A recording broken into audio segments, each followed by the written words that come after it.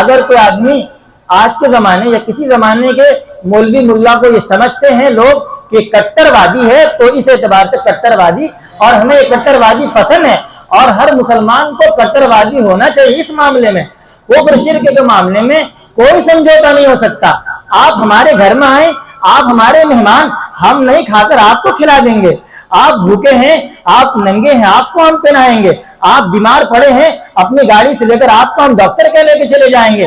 آپ کو جتنے سیوا ہو سکتا ہے ہم کر سکتے ہیں، لیکن ایمان اور کفر کا مسئلہ ہوگا، اس پر سمجھوتا کسی بھی قیمت پر ہو۔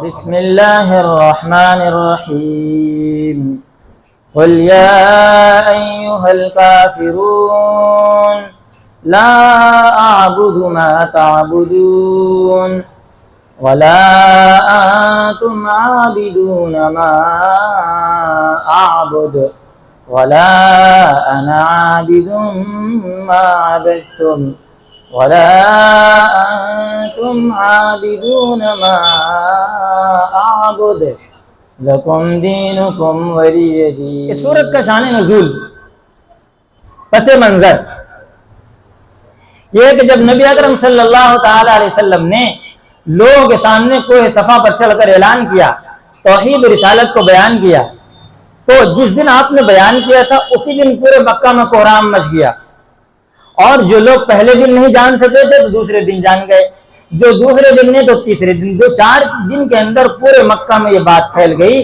کہ محمد عربی صلی اللہ علیہ وسلم کچھ نئی بات بتا رہے ہیں جو ہمارے آباء و اجداد کے خلاف ہے۔ جب یہ ہوا تو اختلاف ہونے لگا، باپ بیٹے میں اختلاف ہوا، بیوی شوہر میں اختلاف ہو رہا، باتیں ہونے لگی۔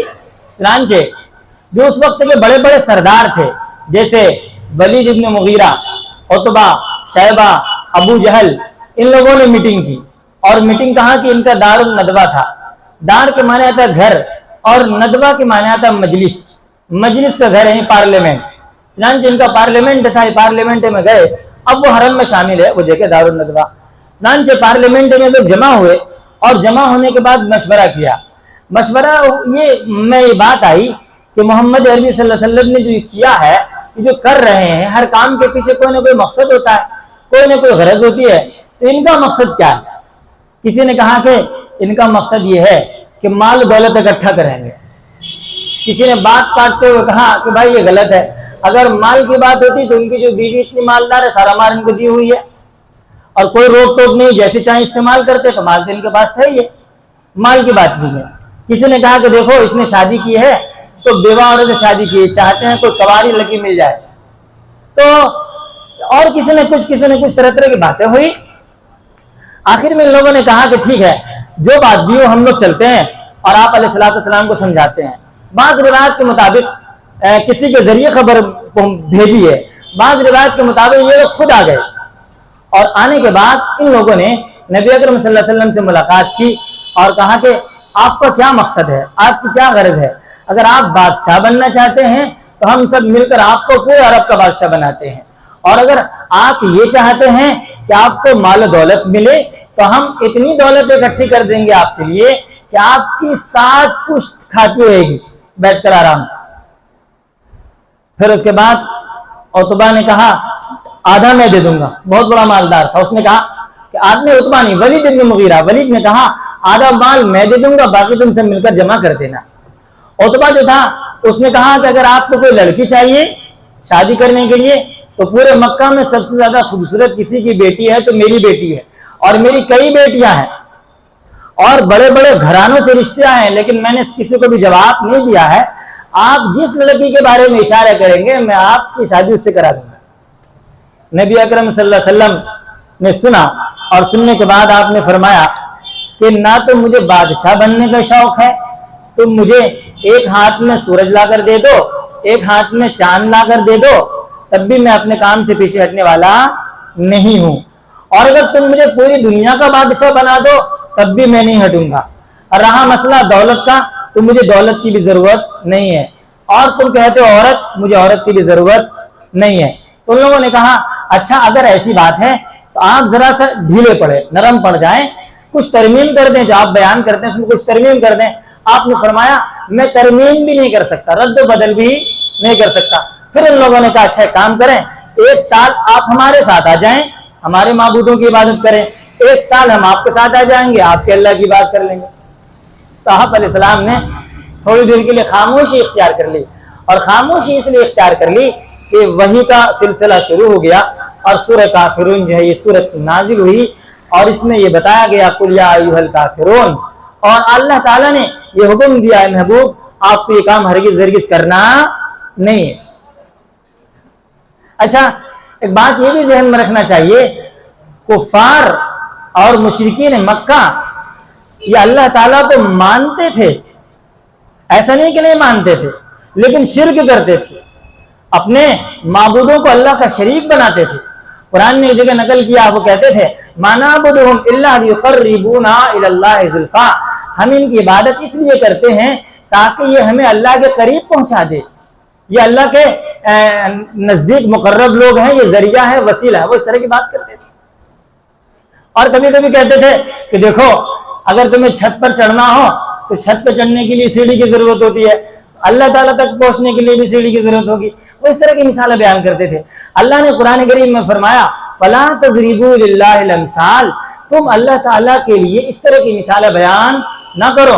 دنیا کے بادشاہوں کے پاس جانے کے لیے تمہیں واسطوں کی ضرورت پڑتی ہے، اس لیے کہ دنیا کا بادشاہ بہت کچھ نہیں جانتا ہے، ان کو حال احوال سے خبر نہیں ہوتی ہے، تم اپنے حال احوال بتانے کے لیے جاتے ہو۔ اللہ تو وہ ہے ان اللہ یعلم وانتم لا تعلمون، جو تم نہیں جانتے ہو وہ بھی اللہ جانتا ہے۔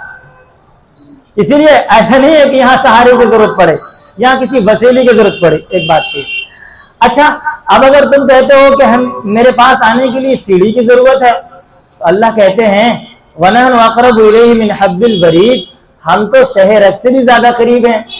شہ رگ ہمارا جو رگ ہے شہ رگ، تو جب اللہ کہتے ہیں شہ رگ سے زیادہ قریب ہیں تو پھر سیڑھی کی ضرورت کیا ہے؟ دیکھیں، ایک مرتبہ میں کسی جگہ تھا، میرے ساتھ ایک میرا دوست بھی تھا، اس کے ہاتھ میں کتاب تھی اللہ کی تلاش، تو کسی صاحب نے دیکھا تو کہنے لگے اللہ کی تلاش، اللہ کہاں ہے؟ اللہ عرش پر ہے، ثم استوى علی العرش، اللہ عرش پر ہے، قرآن کی آیت پڑھ دی اس نے۔ وہ جو میرا دوست تھا وہ ایسے ہی پتہ نہیں ان کے ذہن میں معلوم نہیں ہوگا تو وہ خاموش رہا۔ میں نے برجستہ کہا اللہ عرش پر بھی ہے، اللہ ہمارے ساتھ بھی ہے، اللہ دنیا میں بھی ہے، اللہ پوری کائنات میں ہے۔ پھر میں نے کہا اللہ کہتا ہے وَإِذَا سَأَلَكَ عِبَادِي عَنِّي فَإِنِّي قَرِيبٌ، میرے بندے یہ پوچھتے ہیں کہ میں کہاں ہوں تو میں تمہارے قریب ہوں۔ میرے بندے تم پوچھتے ہو تو وَنَحْنُ أَقْرَبُ إِلَيْهِ مِنْ حَبِّ الْوَرِيدِ، ہم شہ رگ سے بھی زیادہ قریب ہے۔ میرے بندے تم پوچھتے ہو تو هُوَ مَعَكُمْ أَيْنَمَا كُنْتُمْ، اللہ تمہارے ساتھ ہے تم جہاں کہیں بھی ہو۔ اللہ تمہارے بارے اللہ کہتا ہے مَا يَكُونُ مِن نَجْوَىٰ ثَلَاثَةٍ إِلَّا هُوَ رَابِعُهُمْ وَلَا خَمْسَةٍ إِلَّا هُوَ سَادِسُهُمْ، اگر تم تین ہوتے ہو اللہ چوتھا ہوتا ہے، اگر تم پانچ ہوتے ہو اللہ چھٹا ہوتا ہے۔ تو یہ جب میں آیت کریمہ میں نے سنا ان کو تو وہ صاحب چپ چاپ سے منہ بند کر کے چلے گئے۔ بہرحال اللہ پاک ایسے نہیں ہے، دنیا کے بادشاہوں کی طرح نہیں ہے، اللہ کو دنیا کے بادشاہوں پر قیاس کرنا یہ صحیح نہیں ہے۔ اچھا، ایک بات تو یہ ہے، اتنی سی بات ضرور ہے، جتنے بھی انبیاء اکرام ہیں، جتنے بھی رسول ہیں، جتنے بھی علماء ربانیین ہیں، جتنے بھی اولیاء اعظام ہیں، سب قابل تعظیم ہیں، سب قابل احترام ہیں، سب نے ہمیں راستہ بتایا ہے، ہمیں راستہ دکھایا ہے کہ دیکھو اللہ تک پہنچنے کا یہ راستہ ہے، ہم بھی اس راستے سے پہنچے ہیں، تم بھی اسی راستے سے آ جاؤ، یہ ہے اصل چیز اور یہی ہے اصل دین۔ تمام انبیاء اکرام اور تمام یہ کہتے تھے، ہمارے ایک استاد کہتے تھے، بہت اچھا جملہ کہتے تھے، وہ کہتے تھے جتنے بھی انبیاء اکرام آئے تمام انبیاء اکرام بتانے کے لیے آئے، بنانے کے لیے نہیں آئے۔ انک لا تہدی من احببت ولکن اللہ یہدی من یشاء، بتانے کے لیے آئے، بنانے کے لیے، بنانے والی ذات اللہ ہے، وہ بتا دیتے ہیں یہ صراط مستقیم ہے، یہ غلط ہے، یہ صحیح ہے۔ علماء ربانیین کا بھی یہی کام اور اولیاء اعظام کا بھی یہی کام ہوتا ہے، وہ بتاتے ہیں اس راستے پر چلو، اور اگر کوئی بھی ولی اللہ کے نبی صلی اللہ علیہ وسلم کے راستے کے خلاف چل رہا ہے وہ ولی نہیں ہو سکتا۔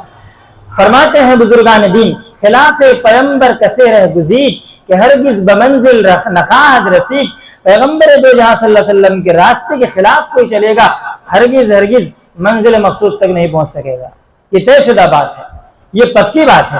اور آپ نے سن رکھی ہوگی حضرت خواجہ معین الدین چشتی اجمیری رحمۃ اللہ علیہ کی بات، جو وہ غشی کے عالم میں جو ان کے خادم لوگ وضو کرا دیا کرتے تھے، اور ان کا جو خلال چھوٹ گیا تھا، سنا ہے، وہ کبھی کبھی ان کے آخری زمانے میں ان پر کبھی کبھی بے ہوشی سے ذرا طاری ہو جاتی تھی، تو حضرت نے خادموں سے کہہ رکھا تھا کہ دیکھو اگر میں ایسی حالت میں ہوں تو مجھے وضو کرا دینا، اس کے بعد مسجد پہنچا دینا، باقی نمازیں پڑھ لوں گا۔ چنانچہ ایسا ہوتا تھا۔ ایک مرتبہ ایسا ہوا تو خادموں نے پہنچا دیا۔ اب جب پہنچا دیا تو وہاں نماز پڑھی، نماز پڑھنے کے بعد غالباً ایسی کیفیت 2-3 دن رہی تھی ان کے اوپر۔ 3 دن کے بعد جب وہ ہوش میں آئے تو انہوں نے کہا کہ لاؤ پانی، دوبارہ میں وضو کر کے نماز لوٹاؤں گا۔ وہ کہنے لگے حضرت ہم نے وضو کرا دیا تھا، وضو کرانے کے بعد مسجد پہنچا دیا تھا اور آپ نے آرام سے نماز بھی پڑھی ہے۔ حضرت فرمانے لگے مجھے اس حالت میں یاد آتا ہے، ہلکا ہلکا خیال آتا ہے کہ تم نے انگلیوں کا خلال چھوڑ دیا تھا، اور یہ کام مستحب ہے، میرے نبی نے انگلیوں میں خلال کیا ہے۔ میں یہ نہیں چاہتا کہ سرور کائنات صلی اللہ تعالی علیہ وسلم کے کل قیامت کے دن سامنے موجود ہوں، میں اللہ کا ولی بنتا ہوں اور پیغمبر دو جہاں صلی اللہ علیہ وسلم یہ پوچھ لیں تم میری سنت کو چھوڑ کر آئے۔ کیا مطلب ہوتا ہے؟ اولیاء کرام نے بھی یہ بتایا ہے چلنا ہے پیغمبر دو جہاں صلی اللہ علیہ وسلم کے راستے میں۔ تمام علماء ربانیین یہی کہتے ہوئے ہیں، کوئی اپنے پیچھے نہیں چلاتا، اگر اپنے پیچھے چلائے گا وہ گمراہ ہوگا۔ میں بھی کہوں گا اگر میرے پیچھے چلو غلط ہے، قرآن و سنت کے مطابق چلنا ہوگا۔ اچھا تو اللہ تعالیٰ اس میں کہتے ہیں قل یا ایھا الکافرون، اے میرے محبوب آپ کہہ دیں، کیا کہہ دیں؟ یا ایھا الکافرون، اے کافروں، سن لو، لا اعبد ما تعبدون، میں عبادت نہیں کرتا اس کی جس کی تم کرتے ہو، فی الحال نہیں کرتا۔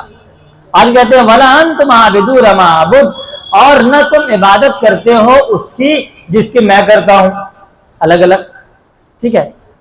فی الحال میں جس کی بات کر رہا ہوں نہ تو تم کر رہے ہو، اور نہ جس کی تم کر رہے ہو اس کی میں نہیں کر رہا، یہ تو ہو گیا۔ اس کے بعد آگے اللہ تعالیٰ کہتے ہیں ولا انا عابد ما عبدتم، اور نہ میں عبادت کروں گا اس کی جس کی تم کر چکے ہو، یعنی ابھی بھی نہیں کرتا ہوں اور آئندہ بھی نہیں کروں گا، نہیں ہوگا نہیں۔ اس پر اتحاد اتفاق نہیں ہو سکتا، یہ کلیئر کٹ ہے۔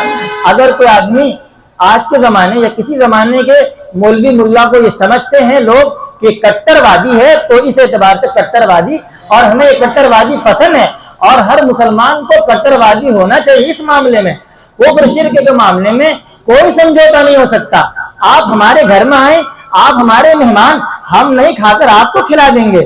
آپ بھوکے ہیں، آپ ننگے ہیں، آپ کو ہم پہنائیں گے۔ آپ بیمار پڑے ہیں، اپنی گاڑی سے لے کر آپ کو ہم ڈاکٹر کے لے کے چلے جائیں گے۔ آپ کو جتنے سیوا ہو سکتا ہے ہم کر سکتے ہیں، لیکن ایمان اور کفر کا مسئلہ ہوگا، اس پر سمجھوتا کسی بھی قیمت پر ہو۔ نبی اکرم صلی اللہ علیہ وسلم کہہ رہے ہیں ولا انا عابد ما عبدتم، میں نہیں عبادت کروں گا جس کی تم عبادت کر چکے ہو، ولا انتم عابدون ما اعبد، اور نہ تم عبادت کرو گے جس کی میں عبادت کرتا ہوں۔ یہ ان کافروں کے بارے میں کہا جا رہا ہے جن کے بارے میں حالت کفر پر مرنا یقینی ہے، اور اکثر بیشتر وہ جنگ بدر میں مارے گئے، یہ بات۔ باقی عام طور پر جو کافر لوگ تھے بہت سارے مسلمان ہیں، فتح مکہ پر تو بہت سارے آگے بات آ رہی۔ اللہ نے آگے فرمایا لکم دینکم ولی دین، تمہارے لیے تمہارا دین، میرے لیے میرا دین، تم اپنے دین پر عمل کرو اور ہم اپنے دین پر عمل کریں گے۔ دنیا میں جہاں جہاں جمہوریت قائم ہے، تمام جمہوری ملک میں یہ ہوتا ہے کہ ہر مذہب کے مطابق، ہر مذہب والے کو اپنے مذہب کے مطابق عمل کرنے دیا جاتا ہے اور دینا چاہیے، اور جس ملک میں ایسا نہیں ہو رہا ہے تو غلط کر رہے ہیں وہ۔